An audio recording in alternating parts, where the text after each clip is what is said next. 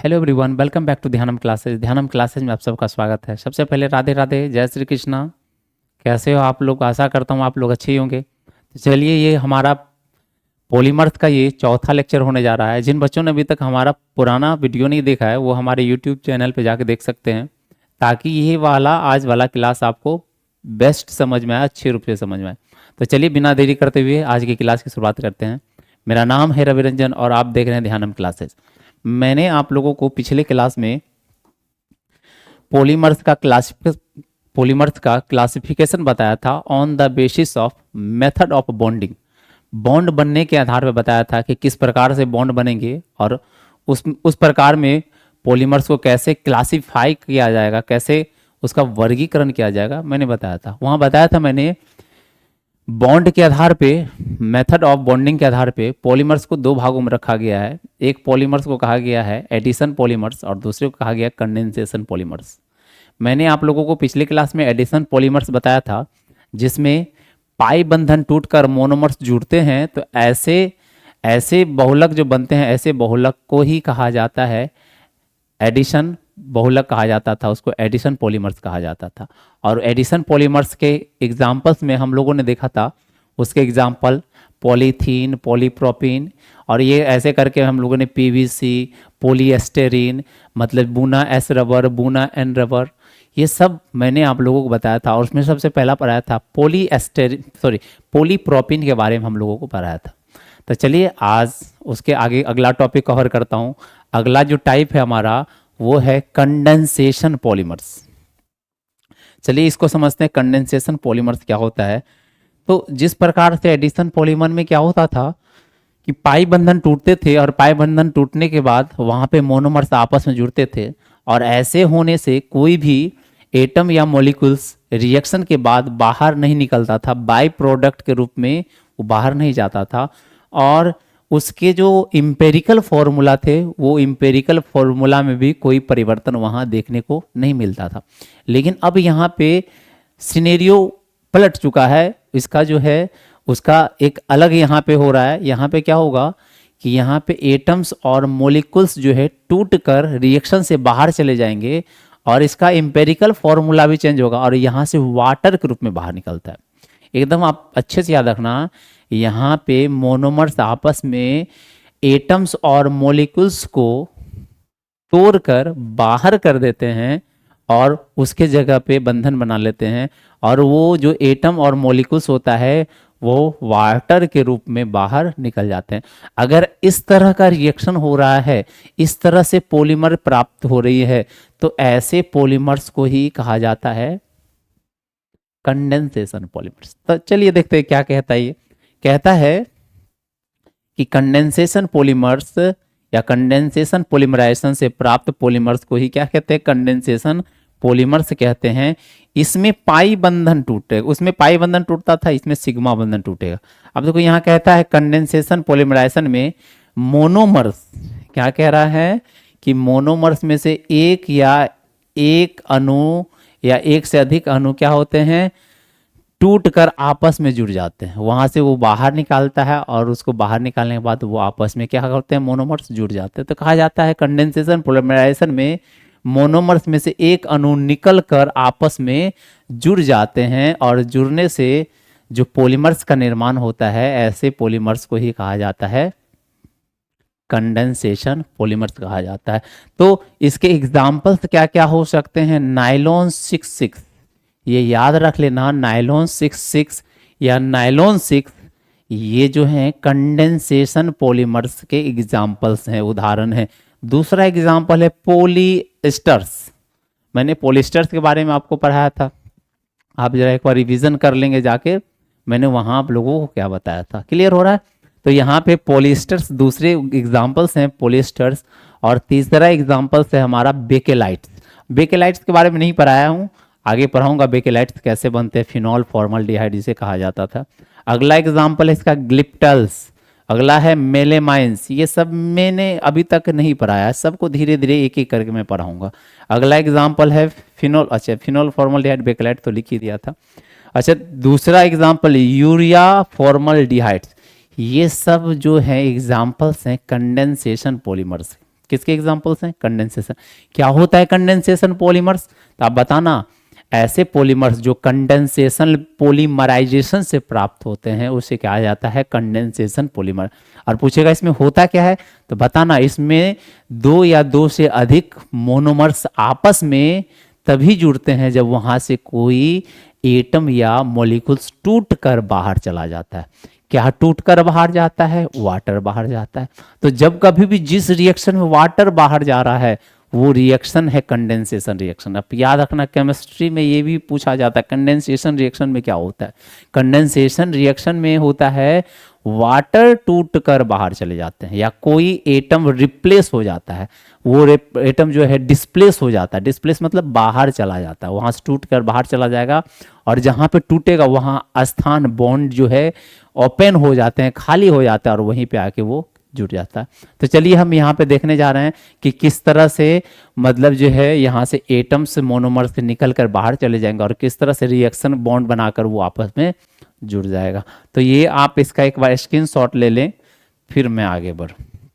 अच्छा, इसका स्क्रीनशॉट लिया था आपने, इसका भी ले ले, कंडेंसेशन पॉलीमराइजेशन का ले लिया आपने स्क्रीनशॉट। चलिए इसका भी स्क्रीनशॉट ले लेंगे आप। ले लिया आपने, बहुत बढ़िया। चलिए अब जो अपन लोग पढ़ने जा रहे हैं इसका कंडेंसेशन पॉलीमर्स के तहत जो पढ़ने जा रहे हैं वो सबसे पहला एग्जाम्पल है नायलॉन 66। देखो नायलॉन 66, देखो नायलॉन की कई सारे वैरायटी हैं। नायलॉन 6 है, नायलॉन 66 है, नायलॉन 26 है। हम देखेंगे एक एक करके, सब देखेंगे, आप घबराओ नहीं कि सर नायलॉन है क्या, और सब में डिफरेंस को देखेंगे, सब में अंतर क्या क्या है उस बात को भी हम समझने का कोशिश करते हैं। तो यहाँ से सर आप एक बात बताओ, आप पूछोगे, आपको लग रहा होगा सर नायलॉन 66, नायलॉन 6, नायलॉन 26, ये संख्या क्या लोचा है? आप यहाँ 66 डाले हुए हैं, किसी में नायलॉन 6 है, किसी में नायलॉन 26 है। इसका मतलब नायलॉन तो सब में सेम है, ये कोई डिजिट, ये जो संख्या है 26, इसी में कुछ ना कुछ लोचा है। हाँ, इसी में लोचा है। अब मैं समझाता हूं, ये जो पॉलीमर्स होते हैं नायलॉन 66, ये वास्तव में कोपॉलीमर्स हैं, ये होमोपॉलीमर्स नहीं है। होमोपॉलीमर्स में बताया था आप लोगों को, जिसमें एक ही प्रकार के अणु आकर जुड़ेंगे, वो होमोपॉलीमर्स था। ये इसमें पता है दो अलग अलग अणु आके जुड़ेंगे और वो जुड़ कर एक लंबा चेन बनाएंगे और उसी लंबा चेन का नाम होगा नायलॉन 66। अच्छा, इसमें जो जुड़ने वाला जो अणु है वो 6 कार्बन चेन है। आप उसमें 6 कार्बन है, 6 कार्बन का एक अणु आया, 6 कार्बन का एक अणु आया, तो 6 कार्बन, इसलिए इसको कहा गया 66। क्यों? क्योंकि इस वाला अणु में मॉलिक्यूल्स में 6 कार्बन है, इस वाले में 6 कार्बन है, तब जाके एक मोनोमर्स बनेगा। और इसी तरह से कई सारे मोनोमर्स बनते जाएंगे और आपस में जुड़ते जाएंगे और वहां बंधन बॉन्ड बनाते चलेंगे और आपस में एक दूसरे को जोड़ लेंगे और लंबा चेन बनेगा। इसी लंबा चेन का नाम होगा नायलॉन 66। तो चलिए देखते हैं कि ये 6 कार्बन वाला कौन कौन से अणु हैं और किस प्रकार से ये जुड़ते हैं। तो इसके बंधन को बनाने के लिए हमें 2 प्रकार के मॉलिक्यूल्स की आवश्यकता होती है। एक मॉलिक्यूल से हेक्सा मिथाइल डाइएमीन और दूसरे का नाम है एडिपिक एसिड। अब ये एकदम अच्छे से समझ लो कौन कौन से अणु इसको बनाते हैं। नायलॉन 66 को 2 अणु हैं, एक का नाम है हेक्सा मिथाइल डाइएमीन। हेक्सा का नाम सुनते ही आपको दिमाग में आ रहा होगा, अच्छा हेक्सा मतलब हेक्सेन मतलब 6। तो ये क्या है? हेक्सा मिथाइल डाइएमीन है और दूसरा है एडिपिक एसिड। और ये जब दोनों आपस में जुड़ जाते हैं तो नायलॉन 66 का निर्माण करते हैं। अब बोलोगे सर कैसे बनता है, आप समझाओ। तो चलो मैं समझाता हूँ, एकदम अच्छे से समझो, अच्छे से देखो, मेहनत करते रहना, ठीक है? कुछ नहीं है, बस थोड़ा सा कॉन्सेप्ट को समझना है और उसको रिवीजन करना है। आप देखो कितना बेटर आपके परफॉर्मेंस निकल के आएंगे ना, माय डियर, आपको कभी सोचना नहीं पड़ेगा। ये हमारी गारंटी है, ये हमारी गारंटी है। समझ में आया बात? आप बस कंसंट्रेशन होकर देखते रहो, पढ़ो, मेहनत करो। अगर कोई दिक्कत हो रहा है, कोई समस्या हो रहा है तो आप कमेंट में बता सकते हो, कमेंट में लिख सकते हो। तो मैं उसको अगले दिन अगले क्लास में जो है उसको फिर से आपको क्लियर करने का कोशिश करूंगा, ठीक है? तो चलिए, क्या कहा गया है, नाइलॉन 66 बनाना है। क्या बनाना है बेटा, नाइलॉन 66 को बनाना है, 6,6। अब देखो नाइलॉन 6 को बनाने के लिए हमें गुजारना पड़ेगा किसका, हमें गुजारना होगा दो मॉलिक्यूल्स की जरूरत है। कौन कौन से मॉलिक्यूल्स की जरूरत है, हेक्सा मिथाइल डायएमीन हमें चाहिए। यहां पे मैं लिखता हूं और आपको समझाता हूं, हेक्सा मिथाइल डायएमीन्स, ठीक है, प्लस इसके साथ साथ एक और चाहिए, इसके साथ साथ क्या चाहिए, हेक्सा मिथाइल डायएमीन और एडिपिक एसिड चाहिए। क्या चाहिए होता है, एडिपिक एसिड, ये एडिपिक एसिड चाहिए।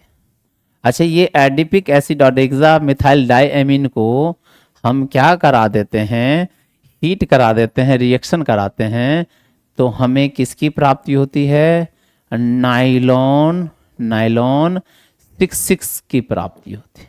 किसकी प्राप्ति हो रही है, नाइलॉन 66 की प्राप्ति होती है। आप पूछोगे सर आप तो गोल गोल घुमा रहे हो, आप इसका रिएक्शन करके बताओ कैसे मिला है। मैं बता रहा हूं, अब देखो ये कैसे बनने वाला है, अच्छे से देखना, गौर करना, अच्छे से देखो, समझो बच्चा।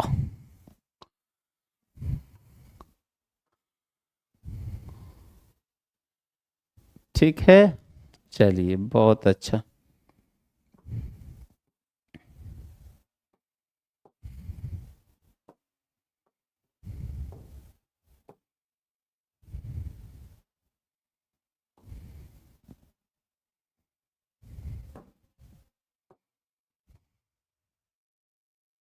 इसको हटाओ, डायरेक्ट लिख दो नाइलॉन 66, ठीक ना, ये नाइलॉन 66 मिला है। अब हमें क्या चाहिए, हेक्सा मिथाइल, मिथाइल बोले तो, मिथाइल बोले तो मेथेन, अरे CH2, मिथेन, मेथेन क्या होता है, सी, मिथाइल क्या होता है, देखो मेथेन होता है CH4 होता है ना, एक कार्बन वाला होता है। हेक्सा मिथाइल मतलब 6 हेक्सा मिथाइल है, और यहां देखो नाम है डाई एमीन, डाई मतलब दो, एमीन मतलब NH3 ग्रुप। अरे NH2 ग्रुप होता है ना एमीन, अमोनिया ग्रुप को क्या कहते हैं, एमीन्स कहा जाता है। कितने एमीन्स हैं, दो, और उसके साथ साथ क्या है, हेक्सा मिथाइल। अच्छा देखो कैसे होगा, एक इधर एमीन ग्रुप लगा दो, और यहां पर CH2 का हॉल 6 कर दो। हॉल 6 क्यों, ये CH2 कौन सा ग्रुप है, मिथाइल ग्रुप है। कौन सा ग्रुप है, मिथाइल, और कितने मिथाइल हैं, 6, तो इसलिए नाम है हेक्सा मिथाइल। और एमीन कितना है, 2, तो एक इधर NH2 लगा दो। अरे देखो देखो ना क्या हो रहा है, ये हेक्सा मिथाइल है। अच्छा, अब क्या होगा, इसको रिएक्शन कराना होगा हमें, किसके साथ, एडिपिक एसिड के साथ। अच्छा, एडिपिक एसिड क्या होता है, ये कार्बोक्सिलिक एसिड है, तो इसमें भी क्या होगा, आप कार्बोक्सिलिक एसिड CH2 का होल 4, और यहां से COOH, और इधर से COOH। आप देखो कितना कार्बन है इसमें, इसी का नाम एडिपिक एसिड है। क्या नाम है, एडिपिक एसिड है। अच्छा, एडिपिक मतलब कितना है, कार्बोक्सिलिक ग्रुप है। कितना कार्बन हो गया इसको मिला के, 6। सर कैसे, यहाँ पे 4, यहाँ पे 1, यहाँ पे 1, तो 4 2 6 कार्बन, 6 कार्बन चेन यहाँ, 6 कार्बन चेन यहाँ, काउंट कर लो। अच्छा, यहाँ 6 कार्बन चेन, यहाँ 6 कार्बन चेन, इसलिए नाम है इसका नाइलॉन 66। अच्छा, मैं देखो यहाँ पे इसका स्ट्रक्चर बना सकता हूँ। ये हमारे पास क्या, हेक्सामिथाइल डायमीन है, ये है हमारे पास हेक्सा मिथाइल डायमीन। क्या नाम है, हेक्सामिथाइल डायमीन्स हैं, और ये हेक्सामिथाइल डायमीन्स हैं, और ये जो है हमारा एडिपिक एसिड है। दोनों को आपस में रिएक्शन कराना है। सर कैसे रिएक्शन करा लोगे, तो रिएक्शन करके आगे मैं दिखाता हूं। पहले आप इसका स्क्रीनशॉट ले लेंगे, एक बार ले लिया आपने स्क्रीनशॉट। चलो, अब इसको जैसे ही हमने क्या कराया, इसको हीट कराया, क्या कराया, हीट कराया। तो ये आपस में रिएक्शन करेंगे। किस प्रकार रिएक्शन करेंगे वो रिएक्शन करके मैं दिखाता हूं। अब क्या हो रहा है रिएक्शन में, यहाँ CH2 था और ये हॉल 6 था, यहाँ NH लिख दो। अरे NH2 को हाइड्रोजन दो है ना, तो हम यहाँ पे रिएक्शन को कराने के लिए दिखा रहे हैं। ये NHH हो गया और इधर क्या हो जाएगा, इधर भी NHH हो जाएगा, यहाँ पे NHH कर देंगे। कोई दिक्कत है क्या? रिएक्शन को कराने के लिए हम यहाँ पे दिखा रहे हैं, उतना सोचना नहीं है। अच्छा यहाँ पे क्या था, यहाँ पे रिएक्शन कराना था किसके साथ, CH2, ये टेट्रा था, इधर C double bond O OH, इधर क्या होगा C डबल बॉन्ड O, इधर OH होगा। आप जरा देखो ये क्या हो जाएगा, HO कर दो, यहाँ पर OH कर दो। कोई दिक्कत है क्या? नहीं है। अब जरा देखो यहाँ पर क्या होगा, रिएक्शन बताए थे मॉलिक्यूल्स टूट कर बाहर जाना है, तो देखो क्या बाहर जाने वाला है। आप यहीं पे आप खुद गौर करो, यहाँ क्या बाहर जाने वाला है। यहाँ पे हाइड्रोजन है और यहाँ OH है। हमने बताया था कि डबल बॉन्ड नहीं होगा तो OH हाइड्रोक्सिल आयन वाला ग्रुप होना चाहिए, अल्कोहल ग्रुप होना चाहिए। वो अल्कोहल टूट कर बाहर निकल जाता है और उसके जगह पे पोजीशन खाली होता है और आपस में बंधन बंध जाता है। अब देखो यहाँ से ये क्या हो गया, ये बाहर टूट कर H2O के रूप में ये बाहर चला गया। अब यहाँ टूटने से ये बंधन आपस में बंध जाते हैं और यहाँ भी उधर भी यही होता है। देखो इस साइड में है ये भी OH, या ये वाला ग्रुप जो है ये दूसरा वाला मतलब जो है ये हेक्सा मिथाइल डायमीन के साथ रिएक्शन करेगा। जरा देखो ना ये वाला जो ग्रुप है ये भी तो रिएक्शन करेगा किससे, हेक्सा मिथाइल डायमीन से, फिर हेक्सा मिथाइल डायमीन किससे, एडिपिक एसिड से, फिर एडिपिक एसिड से हेक्सा मिथाइल डायमीन, फिर adipic acid hexa methyl diamine, adipic acid hexa methyl diamine. और इस तरह से इधर लंबा चेन बढ़ता जाएगा और इधर भी लंबा चेन सेम चीज बढ़ता जाएगा और इस तरह से एक लंबे चेन की प्राप्ति होगी जिसका नाम नायलॉन 6 होगा। कोई सिंपल सा एकदम इसका सिंपल सा प्रोसेस करना कुछ नहीं है। अब देखो कैसे हो रहा है, तो इधर से हमने क्या किया, इधर से एक OH ग्रुप हटाया और इधर से एक हाइड्रोजन हटाया, क्योंकि ये हाइड्रोजन तोड़ेगा तभी तो इधर जोड़ पाएगा बंधन, इधर OH तोड़ेगा तभी तो ये बंधन जोड़ पाएगा। और इस तरह से ये जुड़ता चलेगा इधर आगे और इधर ये आगे बढ़ता चलेगा ऐसे करके, समझ में आया। और इस तरह से जो बंधन बनेगा, और यहां भी आप देखो क्या हो रहा है, ये दोनों आपस में, अब इसको हम यहां पे रिएक्शन लिख देता हूं।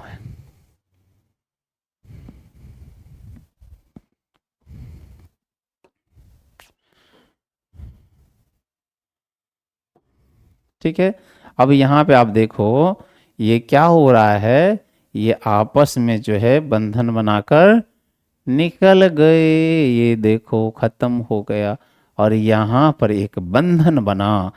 पता है ये बंधन क्या है, ये बंधन जो है बंधन दिलों के बंधन, देख रहे हो ये आपस में जुड़ गया है, समझ में आया ना। और पता है ये इधर भी n संख्या में रिपीट होगा, ऐसा इधर भी n संख्या में रिपीट होगा और इसी को अपन लोग क्या नाम देंगे, इसको अपन लोग जो है कहेंगे, क्या कहेंगे, ये नायलॉन 6 है, नायलॉन 6 है।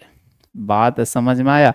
और ये जो बंधन है क्योंकि एमीन के बीच में बना है इसलिए नाम है एमाइड बॉन्ड, एमाइड बॉन्ड कहा जाता है। कितना आसान है, आप इसका एक बार स्क्रीनशॉट ले लेंगे, ठीक है, ले लिया आपने स्क्रीनशॉट। तो इस तरह से हमें क्या मिल जाते हैं, नायलॉन 6। चलिए अब यहाँ पे देखो वही तो बात बताया गया ना, ये नायलॉन 6 है, क्या है ये नायलॉन 6। इसको क्या किया गया है, ये हेक्सा मिथाइल डायमीन था n संख्या में लिया गया और फिर एडिपिक एसिड को भी लिया गया, कितने संख्या में, n संख्या में, और इसको हीट कर दिया गया हाई टेम्परेचर पर, और जैसे हीट किया तो यहाँ पर ये OH और इसके H जो है ये एमाइड बॉन्ड के रूप में बन जाता है और जुड़कर किसका निर्माण कर लेता है, नायलॉन 6। इधर भी n संख्या में बढ़ा, इधर भी n संख्या में बढ़ा, तो ये नायलॉन 6 का जो है निर्माण कर लेता। समझ में आ रहा है कि नहीं आ रहा है? हाँ, एकदम अच्छे से पढ़ना है, ठीक है। स्क्रीनशॉट लो आप जल्दी से। आप लोग सर मुझे तो दिखाओ नायलॉन 6 कैसा होता है। चलिए देखते हैं। आप जरूर देखे होंगे, मार्केट में गए होंगे तो जरूर देखे होंगे। पता है मछली पकड़ने वाला जो जाल होता है नायलॉन 6 का बना होता है। देखिए नायलॉन की तरह एकदम कड़ा नहीं होता है, ये सॉफ्ट लगेगा, आपको लगेगा एकदम मतलब धागे की तरह लगेगा, फाइबर्स की तरह एकदम सॉफ्ट सॉफ्ट लगता है। जो मछली के जाल बनाए जाते हैं इसके बनाए थे। आजकल आप देखे होंगे मार्केट में रस्सी आती है बांधने के लिए, वो एकदम कपड़े की जैसी रस्सी आती है, वो रस्सी भी नायलॉन 6 का बना है। अच्छा आप लोग देखेंगे बाइक के ऊपर, बाइक में जो रबर जो रहता है, रबर की तरह रस्सी होता है, और रस्सी के उस रबर के ऊपर देखना आप छोटा सा पतला पतला जो है अलग अलग कलर के धागे लपेटे होते हैं। वो धागा किस चीज का है, नायलॉन 6 का है। आपको दिखाता हूँ इसका यूज कहाँ कहाँ हो रहा है।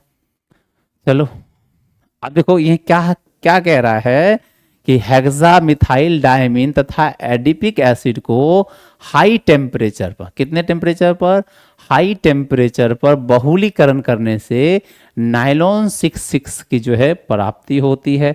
नायलॉन 6 में दोनों प्रकार के मोनोमर्स में 6 कार्बन चेन है। कितने प्रकार के मोनोमर से, 2 प्रकार के। कौन कौन सा, हेक्सामिथाइल डायमीन और एडिपिक एसिड। और 6 कार्बन, इसलिए नाम क्या हो गया, नायलॉन 6 हो गया है। तो 6 कार्बन होने के कारण इसे नायलॉन 6 कहा जाता है। इसकी खासियत क्या है, इसका डेंसिटी हाई होता है। इसका डेंसिटी क्या है, हाई डेंसिटी का है, और इसका गलनांक बिंदु जो है वो भी हाई होता है, melting point, high melting point. ये ज़्यादा टेम्परेचर दोगे तभी ये गल पाएगा, अदरवाइज नहीं गल पाता ये, ठीक है। हाई टेंसाइल स्ट्रेंथ सबसे इंपॉर्टेंट है, टेंसाइल स्ट्रेंथ बहुत ज़्यादा। आप कितना भी खींचो, इसको लटका दो, इससे भारी भारी चीज़ें लटका दो, जल्दी टूट के गिरेगा नहीं, क्योंकि टेंसाइल स्ट्रेंथ जो है इसका बहुत, बताए थे ना, खींचने वाला पावर, जो खींच कर जो कितना भी दम लगा के खींच लो, कितने भी जोर से खींचो, वो जल्दी ब्रेक नहीं होता है, जल्दी टूटता नहीं, उसी को कहता है हाई टेंसाइल स्ट्रेंथ, ठीक है। अच्छा इसका लो इलास्टिसिटी, ये रबर के तरह लंबा नहीं हो जाएगा, लो इलास्टिसिटी है, ये ज़्यादा फैलता नहीं है, ज़्यादा अपनी लंबाई को बढ़ाता नहीं है या छोटा नहीं करता है। लो इलास्टिसिटी है, लो सोलेबिलिटी है, ये सब इसके क्या हैं, खासियत हैं। कहाँ कहाँ इस्तेमाल हो रहा है, रस्सी बनाने में, मछली के जाल बनाने में, ब्रश बनाने में, कारपेट बनाने में, ये सब बनाने में आजकल इस्तेमाल किया जाता है नायलॉन 6 का। आप इसका एक बार स्क्रीनशॉट लो, फिर देखता हूँ।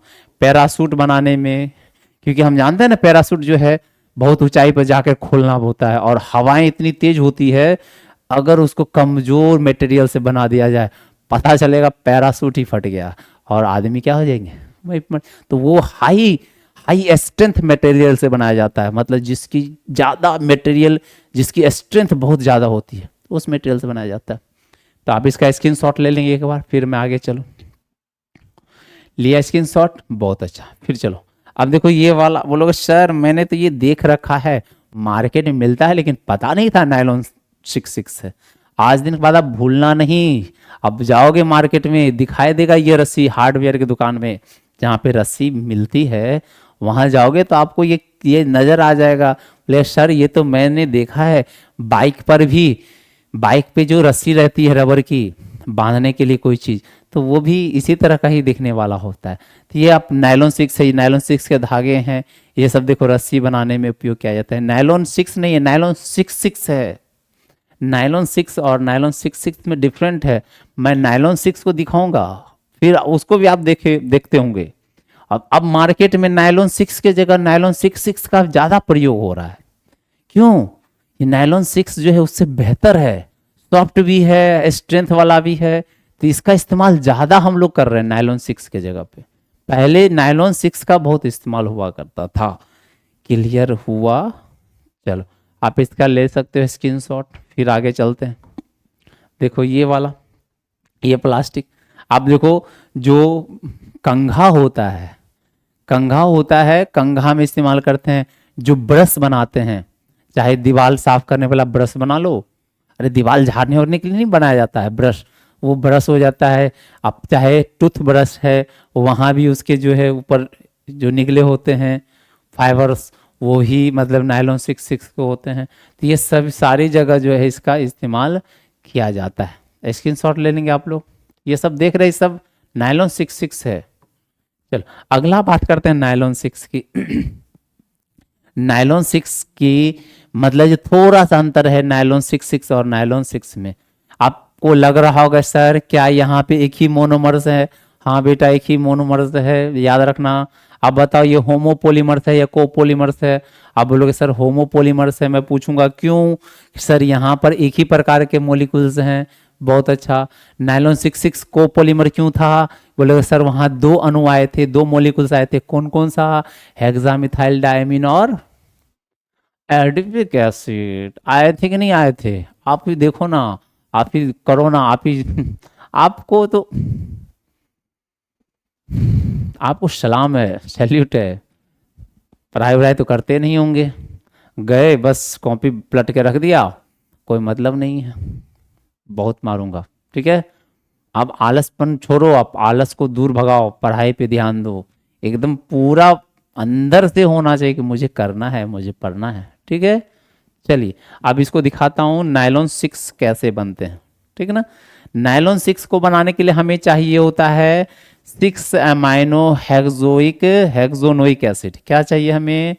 6 अमाइनो हेक्सोनोइक एसिड चाहिए। क्या चाहिए? Amino hexanoic acid. आप पूछोगे सर अमाइनो हेक्सोनोइक एसिड क्या होता है? मैं समझाता हूँ। हेक्सोनोइक एसिड क्या होता है? 6 अमाइनो हेक्सोनोइक एसिड है। अब ये मिलता है कैप्रोलैक्टम से। किससे मिलता है? कैप्रोलैक्टम से। अब कैप्रोलैक्टम को जब हम हीट कर देते हैं, कैप्रोलैक्टम एक्चुअली में एक क्लोज चेन है। कैप्रोलैक्टम क्या है? एक क्लोज। आप देख रहे हो बेंजीन को, देख रहे हो ये बेंजीन के जैसा स्ट्रक्चर वाला है। अब ये क्लोज चेन है, मतलब जिसका प्रारंभिक बिंदु और अंतिम बिंदु दोनों क्या है? एक पॉइंट पर ज्वाइंट हो जाता है। देखो ना ये क्लोज है, साइकिल के तरह है, जहां से शुरू हुआ वहीं पे जुड़ गया। अच्छा उसको जब हीट किया जाता है, जब कैप्रोलैक्टम को हीट करते हैं तो क्या बनता है? एमाइनो हेक्सोनोइक एसिड का निर्माण होता है। और यही एमाइनो हेक्सोनोइक एसिड को जब भी और हम हीट कर देते हैं तो हमें पॉलीएमाइड मिलता है, जिसको नायलॉन 6 कहते हैं। पॉलीएमाइड 6 या नायलॉन 6 भी इसका नाम दिया गया है। तो चलो देखते हैं किस प्रकार से ये बन रहा है। नहीं बन रहा है। अब हमारे पास सिंपल सा बात है, अब हम बनाने जा रहे हैं नायलॉन 6। नायलॉन 6 हमने देख लिया है। बनाऊंगा नायलॉन 6। क्या बनाना जा रहा हूं? या पॉलीएमाइड 6 भी कहा जाता है। एमाइड क्यों? क्योंकि यहाँ एमाइड बंधन बनते हैं। एमाइड जो है बहुत सारा बंधन बन रहा है उसके, इसलिए इसका नाम दिया गया पॉलीएमाइड या नायलॉन 6 भी नाम दिया गया। अब क्या चाहिए था इसको बनाने के लिए? मेरे को चाहिए कैप्रोलैक्टम। कैप्रोलैक्टम चाहिए। और ये कैप्रोलैक्टम को जब मैंने हीट किया, क्या किया?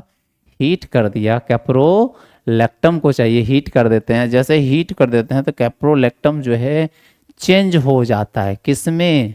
हेक्सा, अरे बोलो ना हेक्सा, क्या किसमें बदल जा रहा है? यहां देखो किसमें बदल गया है? अमाइनो हेक्सोनोइक एसिड में बदल जाता है। ये अमाइनो हेक्सोनोइक एसिड को जब हम पुनः हीट करते हैं तो पॉलीएमाइड 6 बनता है या नायलॉन 6 बनता है। क्या अब किस में बदल रहा है? एमाइनो हेक्सोनोइक एसिड में बदल जा रहा है। और ये एमाइनो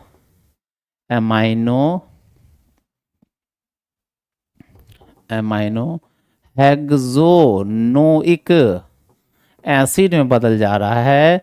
और यही एमाइनो हेक्सोनोइक एसिड को जब हम फिर हीट कर देते हैं तो उसी को कहते हैं पॉलीएमाइड 6 या नायलॉन 6 कहते हैं। नायलॉन 6 कहते हैं।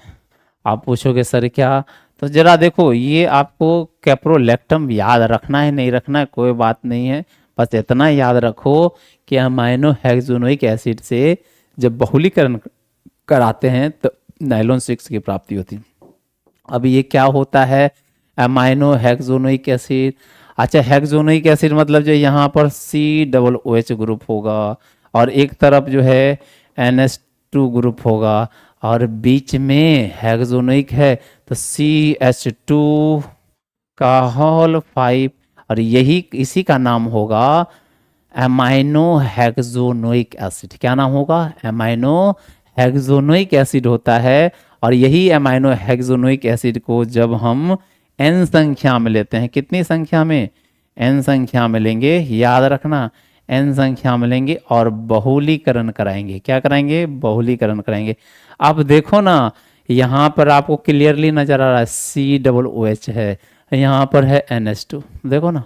जब हम इसको दो जोड़ेंगे, किस तरह से जोड़ेंगे, अब देखो, मान लेते क्या, हमारे पास ये दो ही था, हम दो ही पहले जोड़ रहे हैं, उसके बाद दो जोड़ के बताएंगे, आप सब जोड़ लोगे। क्लियर, हम दो ही जोड़ने का प्रयास कर रहे हैं, ठीक ना।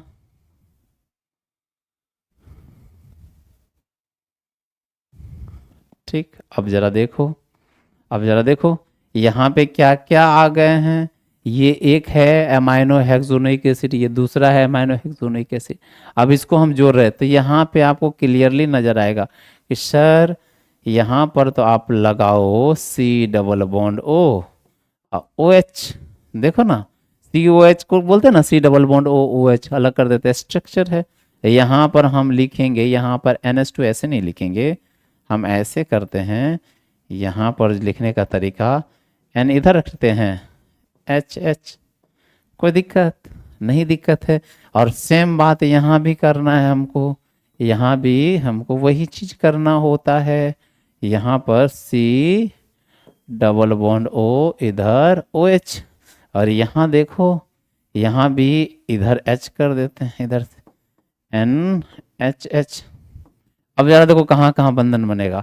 सबसे पहला, ये तो आपस में इस तरह से जुटेगा। अब बोलोगे सर यहाँ का ये OH और यहाँ का H आपस में जोड़ेगा, देखो ना, ये टूट के निकलेगा। क्यों, वाटर ग्रुप में OHH वाटर बनाएगा और ये वाटर के रूप में बाहर आ जाते हैं। किसके रूप में बाहर आ जाते हैं, वाटर के रूप में ये बाहर चला जाएगा।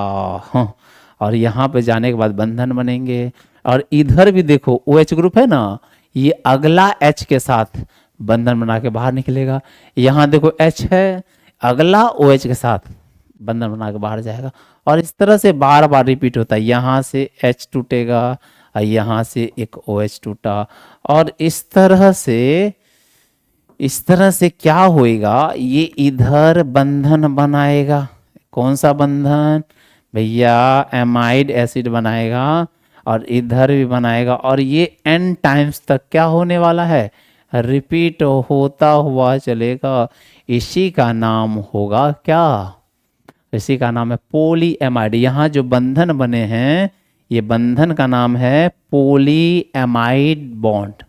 ये जो बंधन बनेगा किससे बनेगा, पोली एमाइड। तो चलो मैं दिखाता हूँ किस तरह से होने वाला है। ये इस तरह से आपस में जुड़ते हुए चलेंगे। क्या, इधर जो था NH वाला था और इधर क्या था CH2 का होल 5, और यहाँ क्या था C+O, और इधर क्या था OH। हमने ये भी एक ही जोड़ा है, इसी तरह इधर जुड़ेगा। और ये n टाइम तक जो है खुद को रिपीट करता चलेगा। खुद को कैसे करता चलेगा, रिपीट करेगा। इधर हम एक ही दिखा रहे हैं, इससे पहले मैंने दो दिखाया था। ये एक ही वाला कि किस तरह से बंधन बनता, बॉन्ड बनता है।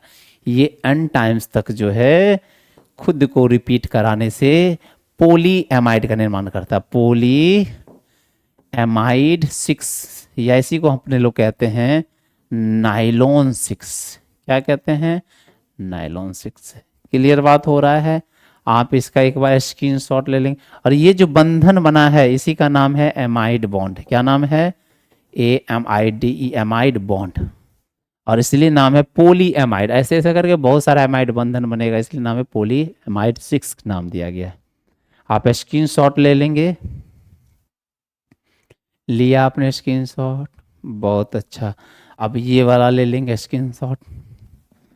लिया आपने स्क्रीन शॉट, बहुत अच्छे। आगे बढ़ूं क्या? चलो अब मैं दिखाता हूँ, यहाँ पे आता हूँ। देखो क्या कहा गया, कैप्रोलेक्टम था हमारे पास, हीट कर दिए। अच्छा कैप्रोलेक्टम याद नहीं रखोगे तो कोई बात नहीं, लेकिन याद रख लेना एक फॉर्मली, कैप्रोलेक्टम को जब हीट करते हैं तो किसका निर्माण होता है? 6 एमाइनो हेक्सोनोइक एसिड का निर्माण होता है। और उसी को जब हम फिर से क्या कराते हैं, बहुलीकरण कराते हैं, तो नायलॉन 6 या पॉलीएमाइड 6 की प्राप्ति होती है। आप इसका स्क्रीनशॉट लेना चाहते हो तो आप ले सकते हो, ठीक है, ले लो आप स्क्रीनशॉट। ये है कैप्रोलैक्टम, ठीक है ना। चलो बहुत अच्छा। अब इसका यूज देखते हैं कहाँ कहाँ हम लोग इसका यूज करते हैं। अब कहा गया है कैप्रोलेक्टम की हाइड्रोलाइसिस करा देते हैं। हाइड्रोलाइसिस मतलब जो हाइड्रोजन को तोड़कर अलग निकाल देते हैं। जब इसका हम हाइड्रोलाइसिस करा देते हैं, हाइड्रोलाइसिस कराने से 6 अमाइनो हेक्सोनिक एसिड की प्राप्ति होती है। जब 6 अमाइनो हेक्सोनिक एसिड का बहुलीकरण किया जाता है, क्या किया जाता है? बहुलीकरण। हम जानते हैं ना, बहुलीकरण वो प्रक्रिया जिसमें बहुलक बनाए जाते हैं, तो बहुलीकरण कराया जाता है तो नायलॉन 6 की प्राप्ति होती है। अब ये नोट करके दिखाया गया है कि कैप्रोलैक्टम बनता कैसे है। आपको उसकी उतनी खासियत 12th बोर्ड के लिए ये आवश्यक उतना नहीं है, इसलिए ज़्यादा टेंशन क्यों लेना, हमें बोर्ड को देखना है। हाँ आईआईटी का रहता तो मैं इसको पढ़ाता, डिस्कस करता, लेकिन क्या मतलब है। आप इतना तक जो है आप एक बार स्क्रीनशॉट ले लेंगे, ठीक है। लिया आपने स्क्रीनशॉट, चलिए बहुत अच्छा। फिर आगे दिखाता हूँ। अब इसका जो मार्केट में प्रोडक्ट आता है ये रस्सी। अच्छा आपने ये पहले बहुत इसका यूज देखते, आप लोग देखते होंगे, क्यों? क्योंकि ये रस्सी को जब हम लोग हाथों से पकड़ के खींचते हैं तो इसमें फ्रिक्शन कम लगता है, हाथ स्लिप करना शुरू कर देता है। देखो ना ये रस्सी, और इसको थोड़ा सा आप आग के पास ले जाओ तो ये रस्सी जल जाता है, जल के खत्म हो जाता है। इसमें आग जल्दी लग जाता है। और दूसरा इसका देखिए, इसका जो है खासियत क्या था, मजबूत तो है, मजबूत में कोई डाउट नहीं कि मजबूत है, लेकिन क्या है इसकी डिमेरिट क्या है कि जब आप इसको पकड़ के खींचोगे ये हाथ में स्लिप, फ्रिक्शन नहीं होता है, फ्रिक्शन की बहुत कम होता है, यहाँ स्लिप करना शुरू कर देता है। तीसरा डिमेरिट क्या है इसका, दूसरा डिमेरिट क्या है, अगर थोड़ी सी टेम्परेचर ले लो ये जलने लगता है, बेकार हो जाता है। ये नायलॉन 6 है मार्केट में मिलने वाला रस्सी। अब इसके जगह पे हम लोग कौन सी रस्सी का इस्तेमाल कर रहे हैं? नायलॉन 6 का इस्तेमाल कर रहे हैं, देख रहे हो ना, ठीक है। आप इसका स्क्रीनशॉट ले सकते हैं। ये मार्केट में पाया जाने वाला नायलॉन है। इसको हम लोग पहले जानते थे कि नायलॉन की रस्सी, जब हम लोग जाते थे तो बोला जाता कि नायलॉन की रस्सी ले लेना, तो समझ में आता था, पिक्चर बना हुआ था आंखों में, यही नायलॉन की रस्सी है, ठीक है ना। अब समझ में, अच्छा वही नायलॉन 6, मतलब नायलॉन 6 भी होता है, नायलॉन 26 भी होता है, ठीक है। चलो अब बात करते हैं नायलॉन 26 की। किसकी बात करेंगे? नायलॉन 26 की। अब देखो यहाँ भी नाम से ही क्लियर है। अब खुद बताओ ये होमोपोलीमर है या कोपोलीमर? अब बोलोगे सर क्या बच्चे ऐसी बातें करते हो, ये तो क्या नजर आ रहा है, इसमें 2 मॉलिक्यूल्स आके मिले होंगे, 2 वाला और 6 वाला। देखो ना, नायलॉन 2 और नायलॉन 6, 2 वाला होंगे और 6 वाला। तो जब 2 मिल के आएगा तो इसका मतलब है ये कोपोलीमर थे। होमो क्या था, एक ही प्रकार के अणु, यहाँ पर क्या है, अलग अलग प्रकार के अणु आ रहे हैं, इसलिए ये कौन से एग्जाम्पल्स हैं? कोपोलीमर्स के एग्जाम्पल्स। अब ये कैसे बनता है नायलॉन 6? यहाँ पे देखो साइक्लिन है, साइक्लिन मतलब एक मतलब COOH CH2 और NH2। आप देखे होंगे ये वाला अणु, आपको याद है अमाइनो एसिड के बारे में, वहां पर पढ़ा रहे थे तो आपको बताया था एक तरफ कार्बोक्सिलिक एसिड आ, दूसरी तरफ जो है एमीन, बीच में कार्बन, याद करो आप, आपको पढ़ाया था मैंने वहाँ पर। आप देखो प्रोटीन जब पढ़ा रहे थे तब अल्फा एमाइनो एसिड, याद करो ना, एक ही था, वही एमाइनो एसिड ही है। इसके उस एमाइनो एसिड का नाम है ग्लाइसिन। ग्लाइसिन क्या है? एक एमाइनो एसिड है। ग्लाइसिन क्या है? एक एमाइनो एसिड है। अब सिंपलेस्ट एमाइनो एसिड के बारे में बताया था हम लोग, सबसे सिंपलेस्ट, याद कर लो, प्रोटीन में सबसे simplest form of amino acid is glycine. Glycine, glycine. तो हमने ग्लाइसिन को लिया और हमने एमाइनो कैप्रोलोइक एसिड को लिया, मतलब बीच में एक ही कार्बन, यहाँ बीच में 5 कार्बन, बस यही अंतर है। ग्लाइसिन में कितने कार्बन है? अब क्या करना है, एक तरफ एमीन और दूसरी तरफ COOH। अरे अल्फा एमाइनो एसिड के बारे में बताए थे कि एमाइनो एसिड क्या था, हमने बताया था कि प्रोटीन जो होता है अल्फा एमाइनो एसिड का बहुलक होता है। अल्फा एमाइनो एसिड मतलब COOH और NH2 ग्रुप। एक तरफ एक सिरा पे कौन जुड़ा था? COOH, दूसरा सिरा पे क्या था? NH2। और इसके बीच में जितना भी कार्बन होता था उस कार्बन के अनुसार अल्फा, बीटा, गामा कहते थे। अगर एक कार्बन तो अल्फा, 2 कार्बन तो बीटा, 3 कार्बन तो गामा, इस तरह से नाम दिया करते थे। ग्लाइसिन जो है आप खोल के पढ़ो, प्रोटीन मैंने जहाँ पढ़ाया था, प्रोटीन वाला टॉपिक में खोलो ना, वहाँ पे होगा। इसलिए बोलता हूँ बार बार रिवीजन क्या करो। मैं आप लोगों को जानता हूँ, आप लोग कितने बड़े आलसी आदमी हो, आलसी इंसान हो आप लोग को देखना नहीं, अरे सुन के रह लो, एक कान से निकालो, एक कान से डालो, एक कान से निकालो, अपने को क्या जाता है अपने को क्या करना। तो अब यहाँ समझो, हमने 2 यहाँ मॉलिक्यूल्स आएंगे और वो नायलॉन 2 और नायलॉन 6 का निर्माण करे। कौन कौन सा? साइक्लिन, और दूसरा क्या है? कैप्रोलोइक एसिड, एमाइनो कैप्रोलोइक एसिड। अब यहाँ पे समझो एमाइनो कैप्रोलोइक एसिड होता क्या है, ठीक है। एक है ग्लाइसिन। ग्लाइसिन के लिए हम लोग क्या करने वाले हैं, एक तरफ COOH, यहाँ पर एक ही कार्बन है CH2 और यहाँ पर NH2, ये ग्रुप है, इसका नाम ग्लाइसिन है, सिंपलेस्ट एमिनो एसिड ग्लाइसिन, ठीक है। और दूसरा को यहाँ पर हमको जोड़ना है, किसको? अमाइनो कैप्रोलोइक एसिड को, अमाइनो कैप्रोलोइक एसिड को जोड़ना है। अमाइनो कैप्रोलिक एसिड क्या है? COOH, और यहाँ पर कितने? 5 CH2 का होल 5, क्योंकि 6 कार्बन पुराना है, 5 1 6, और इधर NH2 क्या करना है? NH2, और इसी का नाम है अमाइनो कैप्रोलोइक एसिड। क्या नाम है? Amino caproic acid.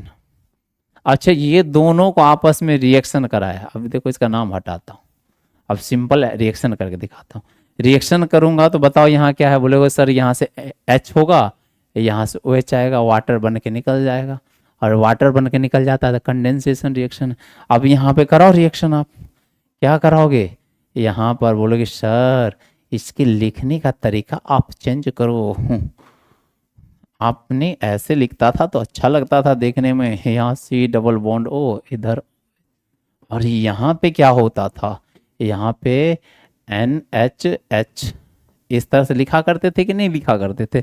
इधर भी सेम चीज, इधर भी क्या सेम चीज, इधर भी क्या सेम चीज। चलो मैं करके दिखाता हूँ बच्चा। यहाँ NHH हुआ करता था, NH2 हुआ करता था। अच्छा, यहाँ पर क्या होएगा? C+O, और यहाँ पे सिंगल बॉन्ड OH के साथ जुड़ेगा। अब देखो यहाँ पे कौन बंधन? बोलोगे सर यहाँ तो दिखाई दे रहा है, एक तरफ OH और एक तरफ H, ये वाटर बना के निकाल लेगा। और कौन सा बंधन?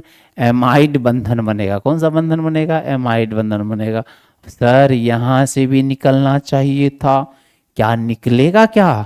हाँ बेटा, आप लोग गलत नहीं, आप लोग सही बोल रहे हो। यहाँ से सर, यहाँ से भी हाइड्रोजन निकलेगा, हाँ निकलेगा, जरूर निकलेगा।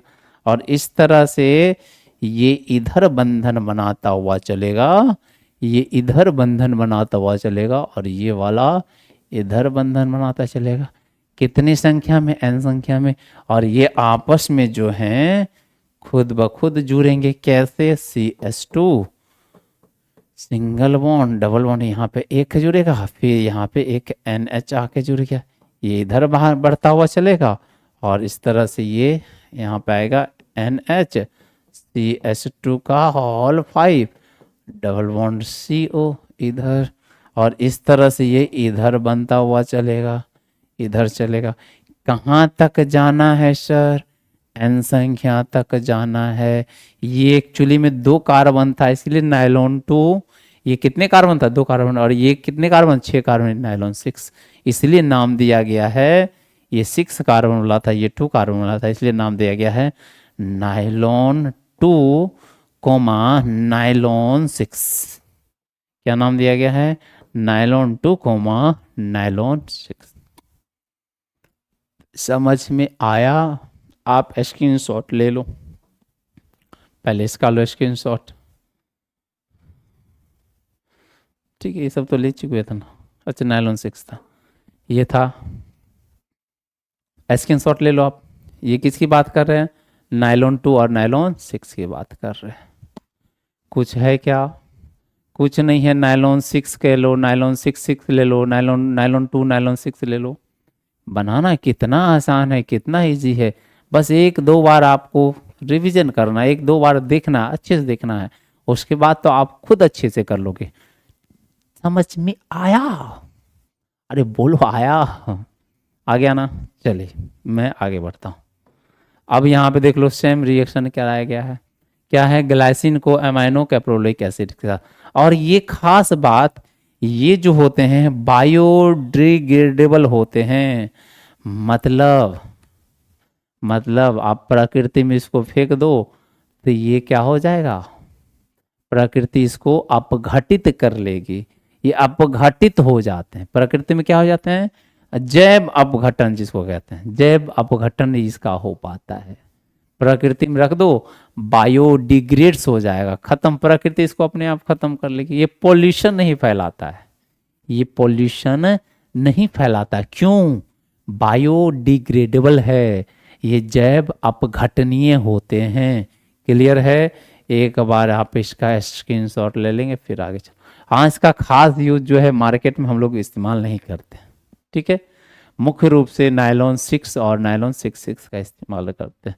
अब हर चीज़ का आप पूछोगे सर इसका कहाँ कहाँ हो रहा है, कहाँ कहाँ मिल रहा है, तो वो संभव नहीं। नायलॉन 6 और नायलॉन 10 की बात करते हैं। किसकी बात कर रहे हैं? नायलॉन 6 और नायलॉन 10 की बात करते हैं। तो यहाँ भी क्लियर नज़र आ रहा होगा, नायलॉन 6 में 6 कार्बन होगा, फिर 10 कार्बन वाला 2 चेन होगा। बताओ ये होमोपोलीमर है या कोपोलीमर? तो बोलोगे सर ये तो लग रहा है कि कोपोलीमर। लग क्या रहेगा था? कोपोलीमर ही है ये। क्या है ये? कोपोलीमर। क्यों है कोपोलीमर? क्योंकि 6 और 10 दोनों वाले मॉलिक्यूल्स मिले। अब देखो इसमें क्या है, हेक्सामिथाइल डायमीन, हम देखे थे ना हेक्सामिथाइल डायमीन। अरे नायलॉन 6 बनाए थे तो वहां देखे थे ना एडिपिक एसिड और हेक्सामिथाइल डायमीन। यहाँ पे मतलब जो सेबेसिक एसिड, मतलब 10 कार्बन वाला है सेबेसिक एसिड, और हेक्सामिथाइल डायमीन जब दोनों को आपस में रिएक्शन करा दिए तो नायलॉन 6-10 का निर्माण हो गया। अब देखो ना वहां पर था नायलॉन 6 में क्या था? आप खुद बताओ नायलॉन 6 में क्या था? क्या था? हेक्सामिथाइल डायमीन और एडिपिक एसिड। हेक्सामिथाइल डायमीन के बारे में बताए थे कि भैया बीच में क्या होगा, 6 कार्बन और दोनों तरफ से NH2 एमीन ग्रुप ऐड करना है।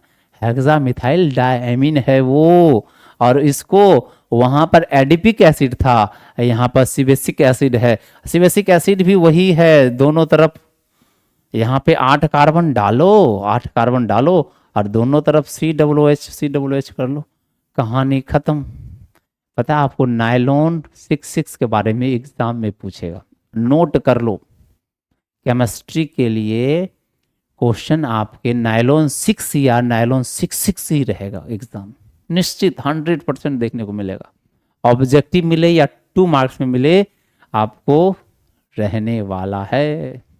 आप अच्छे से पढ़ लेना नायलॉन 6 और नायलॉन 6 पढ़ के जाना एग्जाम में, वहां से आपके क्वेश्चन रहेंगे तो रहेंगे।